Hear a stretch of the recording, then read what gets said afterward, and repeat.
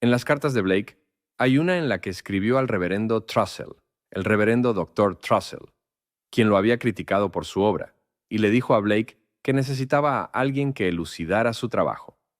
Bueno, Blake le escribió y dijo: debería saber que lo que puede explicarse al idiota no merece mi atención, y los más sabios de los antiguos consideraban que lo que no era demasiado explícito era lo más adecuado para la instrucción, porque despierta las facultades para actuar. Continuó diciendo al reverendo: ¿por qué la Biblia es más instructiva y entretenida que cualquier otro libro del mundo? No es porque está dirigida a la imaginación, que es la sensación espiritual, y solo de manera indirecta al entendimiento o a la lectura. Por supuesto, el reverendo no entendió eso. Como muchos maestros del mundo que viven entre la gente, trataban la Biblia como una historia literal o sexual. Pero Blake sabía por su propia experiencia que no era así. Era el plan de salvación de Dios. El hombre debe experimentar la historia, en lugar de limitarse a la escritura, por sí mismo antes de poder comenzar a comprender cuán completamente maravillosa es. Es completamente verdadera, pero no en este nivel. La eternidad es acción dentro de tu cabeza inmortal, y ahí es donde se desarrolla todo el drama. Volvamos a este libro que Blake llamó el mejor libro del mundo, y yo respaldo esa afirmación. No tiene nada que ver con la ciencia, no nos enseña nada sobre las estrellas, ni sobre nada de política. Todo trata sobre el plan de salvación de Dios. Ahora nos dirigimos al primer libro del Nuevo Testamento, Mateo. Este es el libro de la genealogía de Jesucristo, hijo de David, hijo de Abraham. Aquí se establecen los tres personajes importantes de las Escrituras. Ahora volvemos a Génesis, y comenzamos con el primero, Abraham. Y el Señor tentó a Abraham, o traducido como probó, tal vez sea una mejor manera de decirlo. Y el Señor probó a Abraham, y le dijo: toma a tu hijo, tu único hijo Isaac, y ofrécelo como holocausto. Abraham tomó a su hijo al día siguiente, con el fuego, la leña y el cuchillo, y dos jóvenes, y subió al monte Moria. Si estás familiarizado con la historia, debes estudiar todo el relato, pero esa es la historia. El Señor intervino, y al ver que Abraham había pasado la prueba, le dijo: no pongas tu mano sobre el cordero, porque has obedecido la voz del Señor. Entonces lo convirtió en el padre de la multitud, pues el nombre Abraham significa padre de la multitud.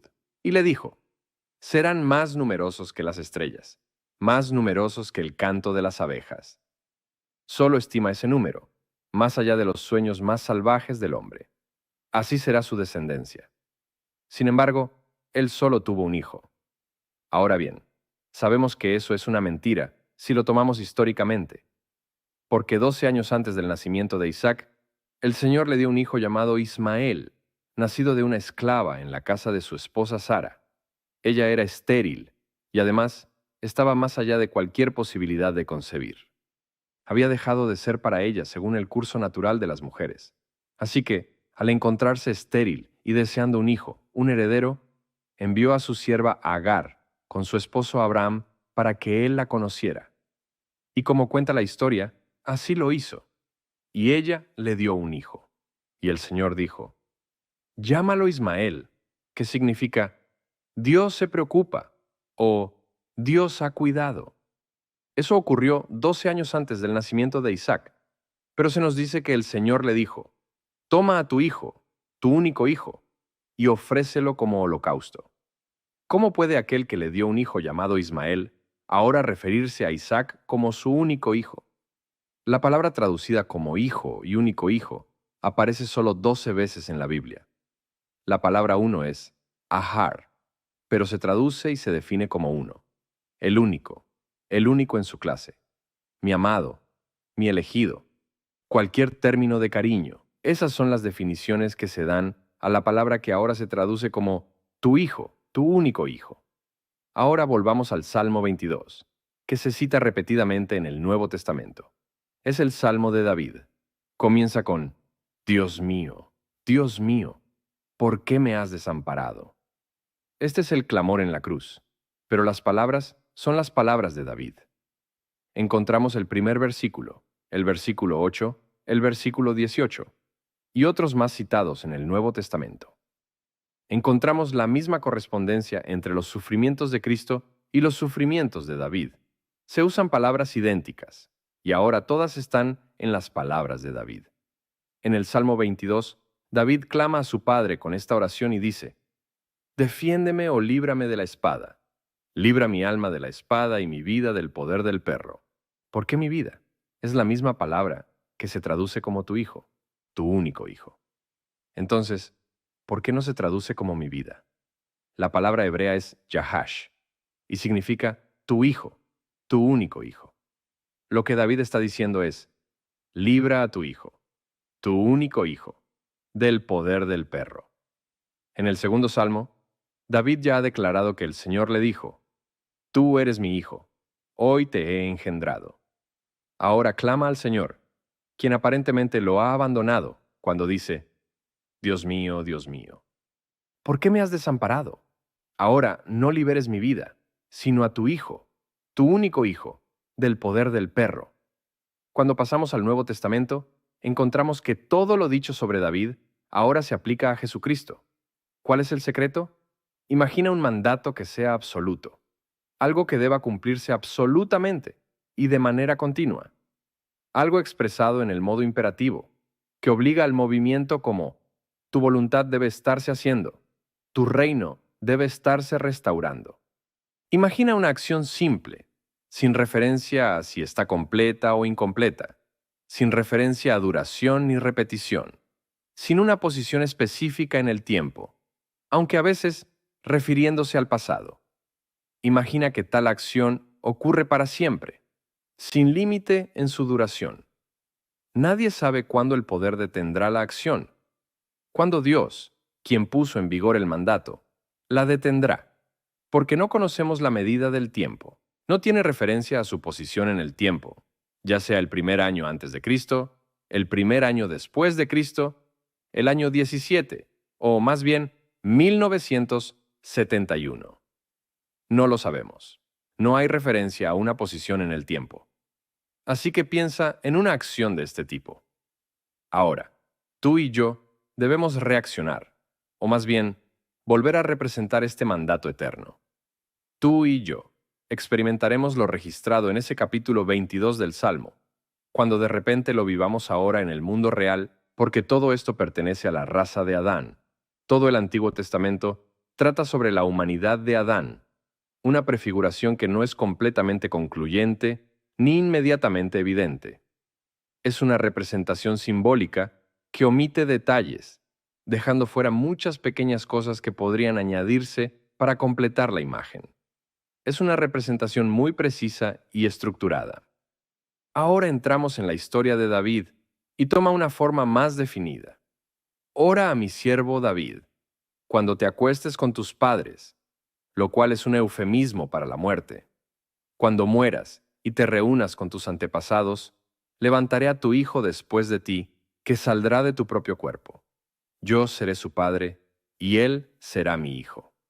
Ahora, esa humanidad de Adán está tomando una forma más tangible, llevándonos a la historia de Jesucristo, quien surge de David. Ahora bien, ¿quién es David? David es el símbolo de la humanidad. Abraham es el símbolo del Padre de la eternidad, el Padre de la multitud. ¿Y quién podría ser sino Dios? Así que aquí tenemos a Abraham como el símbolo del Padre, a David como el símbolo de la humanidad, y al final del viaje, algo surge de la humanidad, el Hijo de Dios, que es Dios mismo. Así, en el Nuevo Testamento, el Hijo dice: mi Padre y yo somos uno. Quien me ha visto al Padre. Y sin embargo, también declara: el Padre es mayor que yo. Él nos está diciendo: no soy inferior a mi ser esencial, el Padre. Solo en mi capacidad o función actual como el enviado, llamado el Hijo, parezco inferior, pero no en cuanto a mi ser esencial, que es el Padre. Cuando soy el enviado, es el Padre quien es el enviado. El Padre me salva, pero no tiene a nadie más que salvar, sino a sí mismo, por lo que me salva a mí. En esta función, en este oficio de enviado, parezco inferior a mí mismo, el que envía, pero el que envía y el enviado son uno. Eso es lo que se nos dice en las Escrituras. El que me ve, Ve a aquel que me envió. Si conocieras a mi Padre, me conocerías a mí. Y si me conocieras a mí, conocerías a mi Padre, porque somos uno. Mi Padre y yo somos uno. Así, encontramos que Abraham es solo el símbolo de Dios Padre. David es el símbolo de la humanidad. Y Jesucristo es el símbolo del Hijo de Dios, quien es uno con Dios, pues mi Padre y yo somos uno. Así que, de la humanidad surge el Hijo, y Dios interpreta todos los roles. Permíteme decirte, no hay un solo papel en el mundo que Dios no juegue. Y habiendo interpretado todos los papeles, Dios espera de la experiencia humana aquello que ahora representa a un hijo. Y ese hijo se llama David, porque David es el símbolo de la humanidad. ¿Entiendes lo que Blake quiso decir cuando afirmó que es el libro más entretenido del mundo y que ningún otro libro se compara con él? Es el libro más instructivo y el más entretenido. Es como el azogue, Quicksilver, Mercurio. Justo cuando estás a punto de comprender al Hijo, se transforma en el Padre. Cuando crees alcanzar la sensación del Padre, se convierte en el Hijo, igual que el azogue. Simplemente se escapa de sí mismo, y tú pierdes el control en sus múltiples metamorfosis. De repente, ya no es el Padre, ahora es el Hijo, porque al final de la historia dice, así como el Padre me envió, así los envío yo a ustedes. Ahora está desempeñando el papel del Padre. Ya no es el Hijo, ha dejado el mundo y ha regresado a sí mismo como el Padre. Dejaré el mundo y volveré al Padre. Salí del Padre y vine al mundo. De nuevo dejo el mundo y voy al Padre. Así que regreso a mí mismo, quien se ha tomado a sí mismo como yo. Viene al mundo como el Hijo, y mientras está en el mundo como el Hijo, experimentando la humanidad, parece ser inferior a sí mismo, el Padre, y lo es, porque tomó sobre sí las restricciones y limitaciones de la humanidad. Ahora se nos dice que, al dirigirse a la cruz, él mismo cargó su cruz de madera sobre su espalda. De la misma manera, Abraham puso sobre Isaac la leña para el sacrificio en su espalda. Isaac se preguntó, ¿dónde está el cordero para el sacrificio? Porque ahora ve la leña y la lleva sobre su espalda. El padre tiene el cuchillo para sacrificarlo y el fuego para quemar la leña. Está a punto de encenderlo. El fuego representa las experiencias del hombre. No creas que no has sido quemado. No hablo de llamas literales, sino de las pruebas y sufrimientos que enfrentamos en la vida. Las experiencias son el fuego que nos consume en este mundo. Es un viaje que va de la inocencia, a través de la experiencia, de regreso a Dios el Padre, como una imaginación despierta. Esa es toda la historia. Entonces, el Padre le dice, Dios mismo proveerá el Cordero. Él es el Cordero, el símbolo del sacrificio. Ahora volvamos al capítulo 22 del Libro de las Estrellas. Recuerda lo que se nos dijo en el capítulo 22 del Génesis. Abraham tomó a dos jóvenes y llevó consigo al último, su hijo, su único hijo. Ahora escucha el clamor de David. Líbrame, tu hijo, tu único hijo, del poder del maligno. Lees eso y te preguntas, ¿de qué están hablando? Bueno, tengo muchas Biblias en casa y no he encontrado una sola que se acerque a la experiencia real, porque los autores están escribiendo y especulando, teorizando. No han tenido la experiencia, pero el día en que te encuentres con David, quien te revela como Dios el Padre, será el momento más emocionante de toda la eternidad.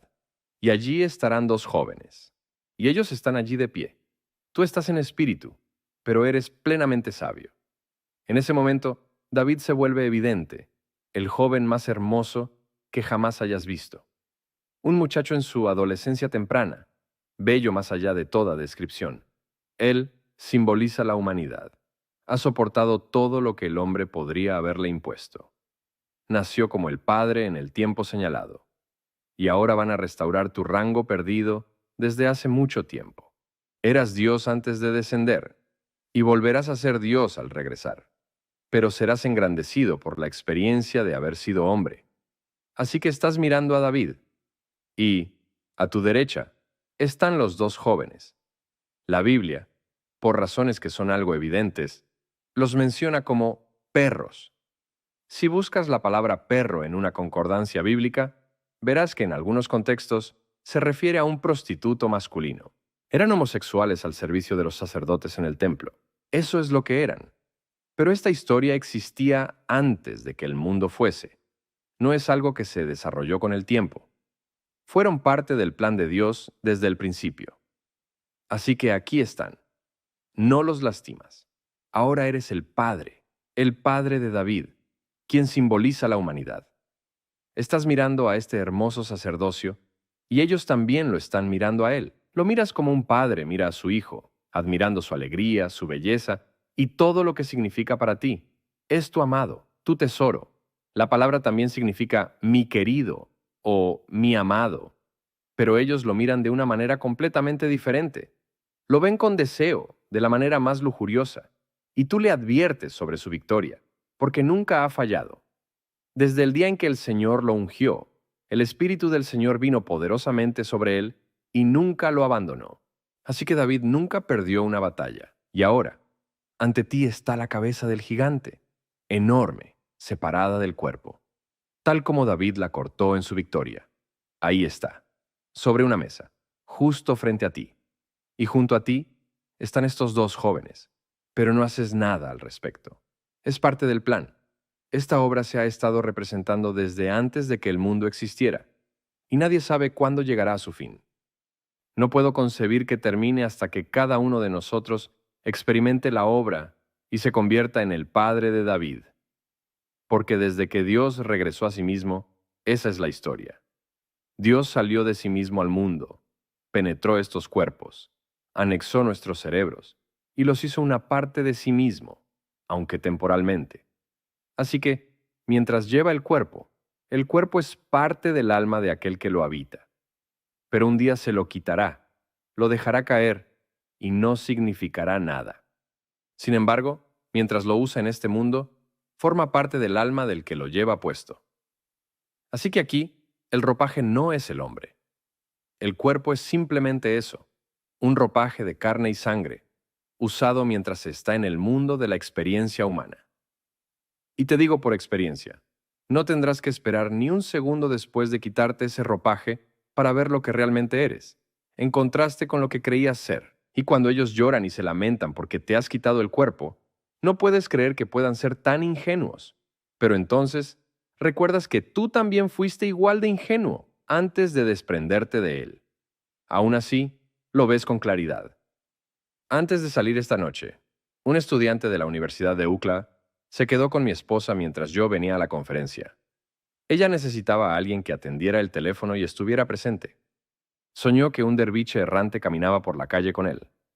Y mientras caminaban, el tren cayó. Y allí, en ese momento, murió. Estaba muerto. Mucha gente se reunió alrededor y comenzó a llorar y lamentarse, todos mirándolo y llorando. Una semana después, cayó muerto en la realidad. Y lo mismo que mi padre vio en el sueño, lo vio realmente. Y le dijo a mi padre, ¿por qué están llorando? Y allí estaba el cuerpo, el ropaje que llevamos en esta vida. Están llorando por el ropaje, dijo. Y él respondió, no, lo he visto una y otra vez. Por eso no puedo inquietarme cuando un hombre se quita su ropaje. Sí, extrañas su presencia física, ese pequeño contenido material, pero el ser que lo llevaba ahora está vestido de nuevo, con un cuerpo idéntico al anterior, pero joven, completamente joven y sano. Todo lo que le faltaba antes ya no le falta ahora. Si murió a los 100 años, ahora tiene 20, y pasa de nuevo por el mismo mundo de los hombres, el mismo mundo terrenal, para vivir la experiencia que debe tener hasta el momento de encontrarse con David. Estos son los tres personajes clave, cada uno como símbolo. Abraham, el símbolo de Dios Padre. David, el símbolo de la humanidad. Jesucristo, el símbolo de Dios Padre, habiendo pasado por la experiencia. Porque ahora David, en el Espíritu, lo llama Padre. ¿Qué dicen acerca del Cristo? Es el Hijo de David, respondieron. Pero entonces, ¿cómo es que David en el Espíritu lo llama mi Señor? Si David lo llama mi Señor, ¿cómo puede ser su hijo? Esto nos está revelando que David pertenece a este plano, a la humanidad, pero el Cristo es más que un simple descendiente. Es la suma total de todas las experiencias de la humanidad, y cuando todo termina, es una experiencia hermosa. Aquí, en este mundo, parece algo terrible, pero cuando todo concluye, el resultado es trascendente, porque aquel que surge, el que fue enviado, ha vivido la experiencia. El Padre se envió a sí mismo como el Hijo, y Jesucristo es aquel que está teniendo la experiencia. Cristo en ti es la esperanza de Dios. Si Él no estuviera en ti, no podrías tener la experiencia de ser hombre. Por eso Él sufrió, y aunque tú lo llamas por tu propia suposición, es maravilloso que así sea. David burlándose dijo, no hay Dios ni hijo de Dios. Oh, imaginación humana, oh, divina burbuja, todo es una ilusión. Pero te conozco, oh Señor, cuando te levantas ante mi ojo cansado. Aún en esta mazmorra y en este molino de hierro, tú también sufres conmigo, aunque no te vea. No puedes contemplar al ser que está teniendo la experiencia como lo haces con los objetos en el espacio, porque ese ser es lo que llamamos imaginación. No puedes ver la imaginación. La imaginación es la realidad misma, lo que llamamos Dios. Entonces, una voz responde, y es tu propia imaginación humana y maravillosa la que habla. No temas, yo te envuelvo. Solo cree en mí, pues tengo el poder de resucitar de entre los muertos a tu hermano, que duerme en este mundo que llamamos nuestro. Todos resucitarán, nadie puede evitarlo, ni siquiera si quisiera. No existe tal cosa como la aniquilación total, porque la aniquilación no es real. Desde el principio, renunciaste a tu estado original para venir aquí. Y al llegar aquí, olvidaste por completo quién eras, una amnesia total. Escucha estas palabras. Devuélveme la gloria que era mía, la gloria que tuve contigo antes de que el mundo existiera. Esto no es algo nuevo. Renunciaste a la paternidad divina y entraste al mundo como el Hijo, aquel que fue enviado, aquel que ahora debe ser ofrecido en sacrificio. Y tú eres la ofrenda quemada en este mundo. Pasas por el infierno en esta vida, pero sigues siendo uno con el Padre. Mi Padre y yo somos uno, aunque mi Padre es mayor que yo. Pues volveré a mí mismo, el Padre, habiendo experimentado aquello para lo que salí. Y yo, como el Padre, seré engrandecido por la experiencia de haber sido hombre. Todos pasarán por esto. Nadie fallará. Porque hoy, si te leo con claridad, verás un misterio peculiar en la Biblia. Todo el vasto mundo es tu ser sin ego. Y todos estos cálices no son más que estados de conciencia en los que puedes entrar en un solo instante. Intentas aferrarte a ellos, y de repente te equilibras en uno, luego en otro, y luego en otro más. No puedes agarrarlo completamente, pero en lo más profundo de tu ser lo experimentas. Traes de vuelta destellos de esa verdad y luego los compartes con tus hermanos, porque al final todos somos uno. Y sin embargo, sin perder nuestra identidad, seremos Dios el Padre de David. Yo sé que soy Dios el Padre de David, y aún así, somos el mismo Padre, tenemos el mismo Hijo, y sin embargo, no perdemos nuestra individualidad. Eso es algo difícil de explicar, porque este misterio llamado Cristo nos llega como alguien desconocido. No viene desde afuera, está dentro de nosotros. Él surge en nuestro interior como un ser desconocido, en el misterio más extraño, maravilloso e inexplicable. Y sin embargo, es aquel que nos permite experimentar quién es realmente. No lo ves, lo experimentas siendo Él, porque David lo llamó Padre, y David te llamará Padre a ti. Y permíteme decirte, cuando lo haga, no será un impacto, sino el retorno de la memoria. Sabrás que siempre ha sido eso. Eso sucedía desde el principio de los tiempos. Pero nadie podía alcanzar esa dicha sin haber sido generado en la tierra. El hombre tenía que descender, es decir, Dios tenía que descender y ser generado en la tierra para representar nuevamente el drama eterno. Porque ese drama era solo una prefiguración, una representación simbólica. omitiendo los detalles. Descendemos aquí y pasamos por los hornos del sufrimiento. Y al vivir estas pruebas en la tierra, mientras caminamos como hombres, el drama se convierte en una realidad tangible, cúbica. Y ahora comprendemos el significado de esas iglesias que leemos en la Biblia. Ahora comprendes quiénes eran los dos jóvenes que Abraham llevó con él al monte Moriah.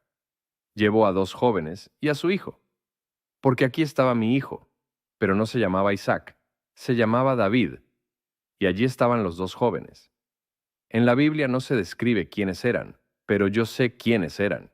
Eran hombres que miraban fijamente a mi amado, a mi hijo, con un interés evidente, y simplemente los advertí sobre este hecho. Les advertí sobre lo que había ocurrido, porque él ganó la batalla contra los gigantes. Y aquel que vence a los gigantes, los mismos que amenazan con destruir a Israel, libera a su propio padre, porque la promesa es, al hombre que derrote al enemigo de Israel, yo libraré a su padre. Así que aquí está la cabeza del gigante, separada del cuerpo. ¿Y quién es el padre de aquel que lo derribó? Fue Aarón. Entonces, ¿cuál es el nombre del padre en la Biblia? El nombre del padre es Jesé, Chesi. ¿Sabes qué significa la palabra Jesé? Significa Jehová existe. Eso es lo que significa. Es cualquier forma del verbo ser. En otras palabras, el que lleva el nombre yo soy.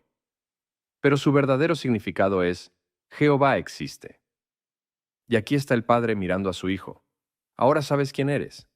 Así que cuando Blake dijo de manera muy críptica, después de la muerte de Cristo, Él se convirtió en Jehová. Significaba que Cristo regresó a sí mismo, a Jehová, porque al final no hay nada más que el Señor Dios, Jehová. No hay nada más que Dios. Dios se transformó en el mundo, y el mismo enviado es el Hijo. Viene dando testimonio de su Padre. Y en la Biblia hablamos de Él como Jesús, el Señor, o Jesucristo. Él es el Salvador. Pero el único Salvador en la Biblia es Jehová mismo, como se nos dice en los capítulos 43 y 45 del libro de Isaías. Yo soy el Señor tu Dios, el Santo de Israel, tu Salvador, y fuera de mí no hay Salvador. Así que cuando viene como Salvador, es Jehová. Y cuando parte, regresa a sí mismo, al Señor Dios, Jehová. No hay nada más que Dios en el mundo. A pesar de todo el horror, esto es el fuego del que hablan las Escrituras. Estas son las llamas, estas son las pruebas, estas son las quemaduras.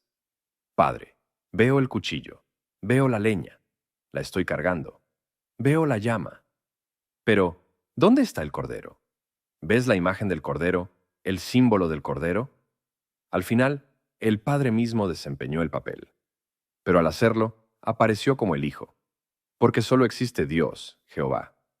Todos experimentarán este misterio, y no puedo describir la emoción que se siente cuando comienza a desarrollarse dentro de ti. Por eso comencé diciéndote que moras eternamente dentro de tu cabeza inmortal. Esa es una cabeza inmortal, y toda la obra se desarrolla allí. Pero en la plenitud del tiempo, la experimentas. Está ocurriendo ahora mismo. Es un mandato que debe cumplirse absoluta y continuamente, sin referencia a una posición en el tiempo, sin importar si está completo o incompleto. Pero no se completa hasta que el hombre en la tierra vuelva a representar el drama. Y cuando el hombre lo vuelve a representar dentro de sí mismo, toma una realidad tangible, cúbica. Porque, como se dice a través del profeta, es solo una representación esquemática, omitiendo los detalles. Por eso, el autor de la epístola a los Hebreos pudo decir, en muchas ocasiones y de diversas maneras, Dios habló a nuestros padres por medio de los profetas, pero en estos últimos días nos ha hablado por medio de un Hijo.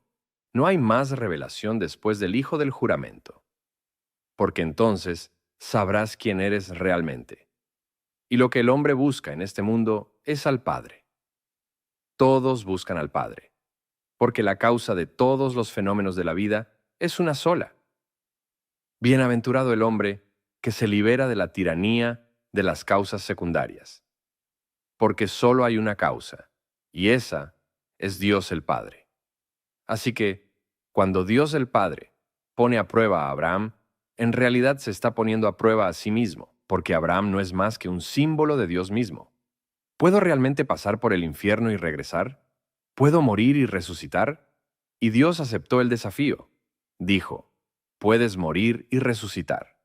Pero al resucitar, aumentó su propio esplendor y se elevó a una grandeza aún mayor, porque no hay límite para su fuerza, no hay límite para su maravillosa trascendencia. Él mismo impuso un límite de opacidad y contracción. Y ese límite es el hombre. Porque cuando se convirtió en hombre, ya no podía simplemente fingir ser hombre. No estaba actuando, se convirtió en hombre.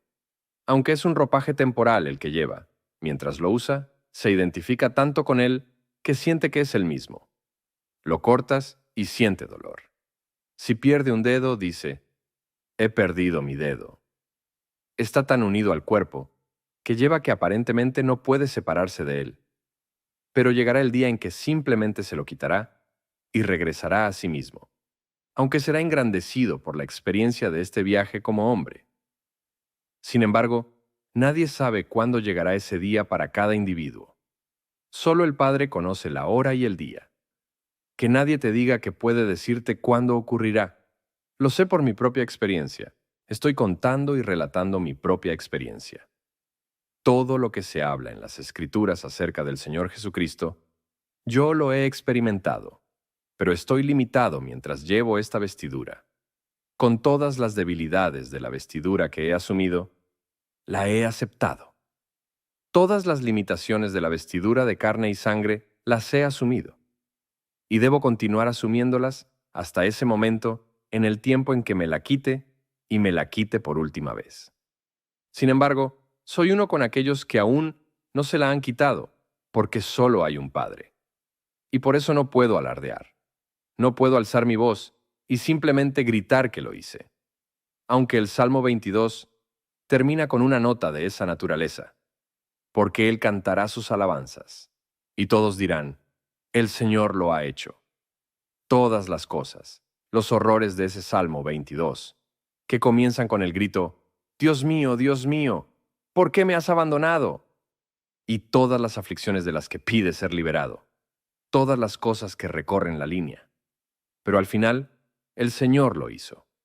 Y los mañanas por nacer oirán que se hizo, que se cumplió. Y eso los animará a seguir adelante a través de los hornos del olvido. Pero cuánto tiempo, cuán vasta, cuán severa será la eternidad antes de que el hombre descubra realmente que es Dios el Padre. Será algo que anhelaré contar, pero lo descubrirá y sabrá que es Dios el Padre y que solo existe Dios. Mientras tanto, toma todo lo que te he dicho hasta ahora sobre la ley y el destino. Aparte de eso, querida, déjame decirte que tus sueños son sumamente alentadores. Alguien vio a su esposo encerrado en todo tipo de limitaciones, desde la cadera hacia abajo, y, ante sus ojos, todo comenzó a resquebrajarse, romperse y desmoronarse. Entonces él saltó y bailó de alegría. Así que tómalo tal como lo viste. Has sido liberado. Has sido liberado de sus restricciones, sean cuales fueran en el presente inmediato. Totalmente libre. Muchos de ustedes han tenido experiencias maravillosas. Otra persona que esta noche está sentada junto a ella tuvo un sueño sobre una boda, y parecía que yo era el único tema de conversación. Yo estaba sentado a su derecha, en una mesa muy larga, pero al otro lado de la mesa. Todos se preguntaban, ¿por qué está Neville aquí? Porque era una boda judía. Y sin embargo, ella sabía que yo daría el discurso principal de la noche. ¿Por qué está él aquí?, se preguntaban. Entonces, hablé en mi propia lengua, pero cada persona me escuchó en su propio idioma, en el que había nacido. Aquellos que pensaban que, por ser todos judíos, no me aceptarían, terminaron aceptándome, todos menos uno, el único que se mostró en desacuerdo desde el principio. No entendió ni una palabra de lo que dije. Pero todos los demás, a quienes él pensaba que no me aceptarían, sí lo hicieron. Aún así, me pareció que su razón para rechazarme era maravillosa. Y muchos de ellos, uno tras otro, Le digo ahora desde la plataforma que ella y su esposo, en su sueño, vieron una serpiente de cascabel. Y el esposo dijo, «Debo quitar primero la serpiente de cascabel». Entonces comenzó a quitarla. Luego ella le entregó un martillo para golpearla, para matarla. Y al matarla, él despertó. Ahora, ese es un tipo diferente de sueño. Es un símbolo del sexo. No puedes simplemente eliminar el sexo en este nivel. Tiene que ser algo completamente diferente. No lo suprimes, porque si intentas hacerlo, te invadirán sueños extraños y peculiares. Debe ser trascendido de la manera más normal y natural. En realidad, no se trasciende hasta que asciendes al cielo. Y eso ocurre cuando tu cuerpo se parte de arriba a abajo. Y como una serpiente de fuego, asciendes al cielo. Ves esa luz líquida dorada en la base de tu muslo, después de que tu cuerpo ha sido partido en dos, de arriba abajo. Miras ese océano de luz dorada y viviente. Te fusionas con él y te conviertes en él. Y como una serpiente de fuego, asciendes al cielo. Lo tomas por la fuerza. Ahora, las entidades que descendieron a la generación son revertidas y ascienden a la regeneración. Pero mientras están ralentizadas, intentas matarlas, como hacen muchas personas. En los primeros tiempos de la Iglesia Católica, hubo un hombre llamado Oliver, que se castró a sí mismo para no ser tentado por las mujeres a las que enseñaba. Fue uno de los dos primeros padres de la Iglesia. Murió 100 años antes de que naciera Agustín. Así de antiguo era. Apareció en el siglo II después de Cristo y fue uno de los principales impulsores en la formación de la Iglesia primitiva, conocida como la Iglesia Católica. Y puedes leer su historia en la Enciclopedia Británica.